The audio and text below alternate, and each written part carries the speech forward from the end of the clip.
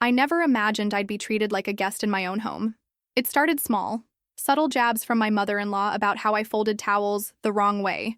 Side eyes from my father-in-law whenever I touched the thermostat. I laughed it off in the beginning, thinking it was just awkward family dynamics. But then my husband Greg lost his job. That's when things shifted. His parents moved in temporarily to help out. They brought boxes, complaints, and control. Within a week, they were acting like they owned the place, rearranging furniture, changing passwords on the Wi-Fi, even opening our mail. Greg, ever the peacemaker, asked me to be patient. They're old school, he said. They mean well. But meaning well doesn't justify disrespect. It wasn't long before my in-laws took over the master bedroom, claiming Greg needed his parents close during this tough time. I was moved to the guest room, then the guest room was needed for storage. Next thing I knew, I was on the sofa.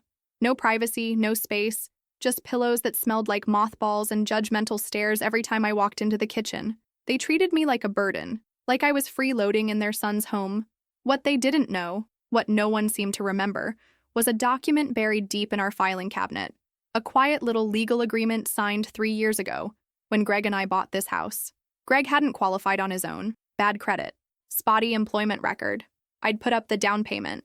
The mortgage, for legal and financial reasons, was in my name only. But I never threw that fact around. Never used it against him. Until now.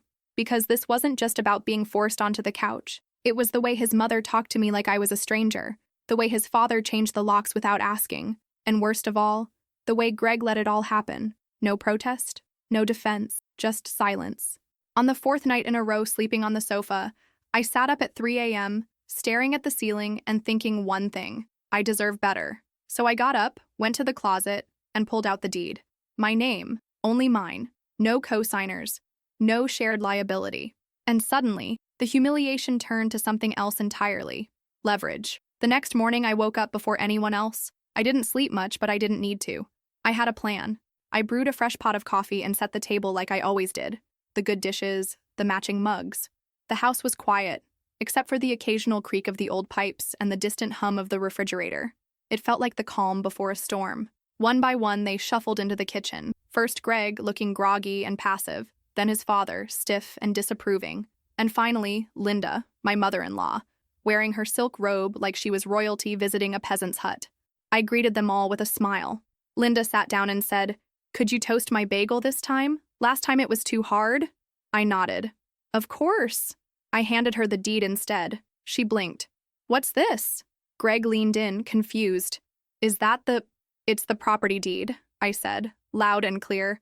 "Just thought we could all take a look. You know, since there's been some confusion about whose house this is." Silence. You could hear the spoon drop into Greg's coffee. I continued calmly. "I bought this house. I put down the payment. The mortgage is in my name. Always has been. Legally, this property is mine." Linda's mouth opened slightly, then closed. Greg stammered, "But you never said—" "Because it didn't matter," I said. "Until now." His father frowned. "You're trying to humiliate us?" "No," I replied. "I'm reminding everyone of reality. I've been sleeping on the couch, having my things moved, my routines disrespected, and being treated like a guest." Linda tried to interrupt, but I held up a hand. "I let it go for weeks. But last night, when your husband changed the Wi-Fi password and said I'd need to ask permission to use the internet, that was the last straw." Greg looked like he wanted to disappear. I stood up and placed the deed in the center of the table. "So here's how this is going to work. You have 1 week to move out. I'll help you pack. I'll even call a moving service. But this is my house. And starting next Monday, I won't be treated like I'm lucky to be here." Linda stood. "You're bluffing." I smiled. "Try me." Her husband muttered something under his breath and stormed off. Greg didn't say a word. He looked at me, really looked at me, for the first time in months.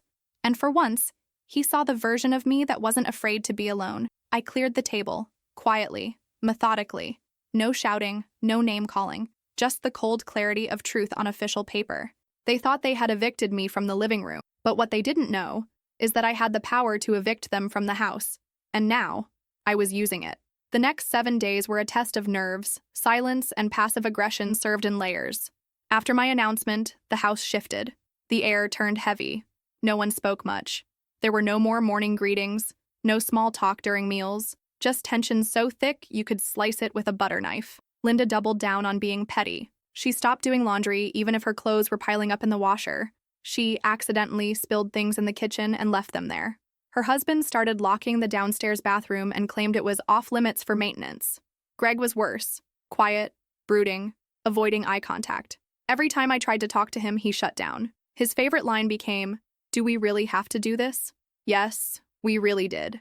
By midweek, I posted a formal written notice on the fridge, stating their move-out date. I printed a second copy and handed it to Greg personally. "You're really going through with this?" he asked. "I'm protecting my space," I replied. "Something you should have done a long time ago." He nodded but didn't apologize. Not then. I spent the rest of the week preparing. I hired a moving company, boxed up their things, and arranged for a storage unit. I didn't throw tantrums or play games. I played smart. Everything was documented, legal, calm. But inside, I was angry. Angry that it had come to this. Angry that the people who had married into my life now treated me like disposable clutter. And most of all, angry at Greg for letting it happen, for not choosing me, for watching his parents break me down piece by piece and doing nothing. Then, on the 7th day, they left.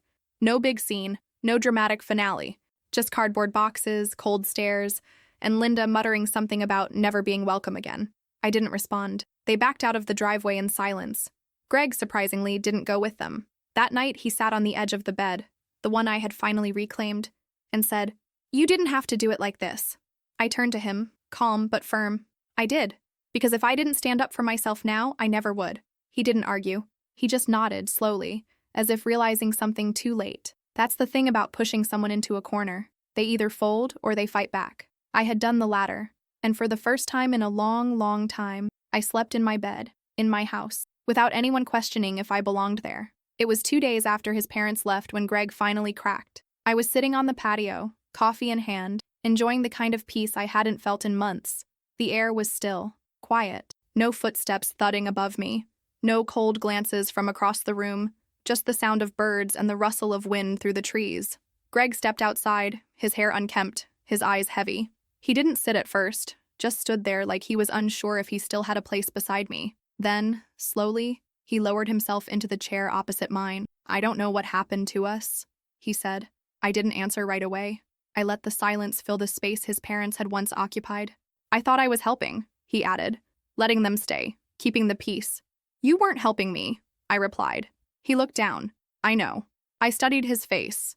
The regret, the fatigue, the shame he'd tried so hard to avoid.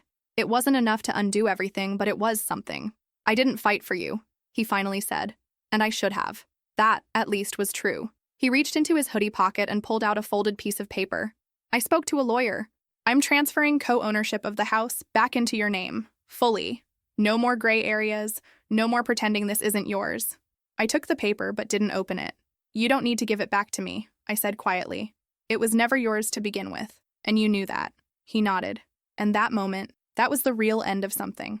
Not just his parents' stay, but the illusion that he was still my partner in any meaningful way. "I don't want to lose you," he whispered. "You already did," I said. "The moment you let them treat me like a stranger in my own home." He didn't argue, because he couldn't. We sat in silence after that. I finished my coffee. He stared at the yard like he was trying to remember how it had ever felt like home. Later that day, he packed a bag. He said he needed time to think. I didn't stop him, because for the first time in a long time, I wasn't the one being pushed out. He walked down the driveway alone, and I didn't feel empty. I felt whole. The morning after Greg left, I called a locksmith. Not because I was afraid he'd return and cause trouble, but because I needed to reclaim every corner of the house, starting with the front door, the one that used to swing open for everyone else's comfort, but never quite stayed shut for mine. The new locks clicked into place before noon. With every turn of the key, I felt lighter. I didn't blast music or throw a victory party. I didn't post cryptic quotes online or send dramatic goodbye texts.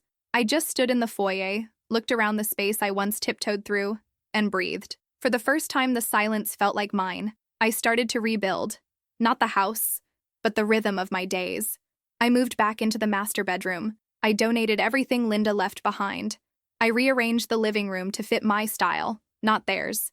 I painted the walls a soft slate blue, calming, clean, unapologetically mine. And every morning I walked barefoot into the kitchen and made coffee without being told I did it wrong. Freedom didn't look like fireworks or dramatic speeches. It looked like small, steady moments of peace. A clean kitchen, a soft couch, A night without whispers behind closed doors. Greg called once, maybe 2 weeks later. He asked how I was. I told him I was doing fine. He said he missed me. I didn't say it back, because missing someone isn't the same as showing up for them when it counts. And he hadn't. I told him I hoped he figured himself out. And I meant it. But I didn't ask him to come back.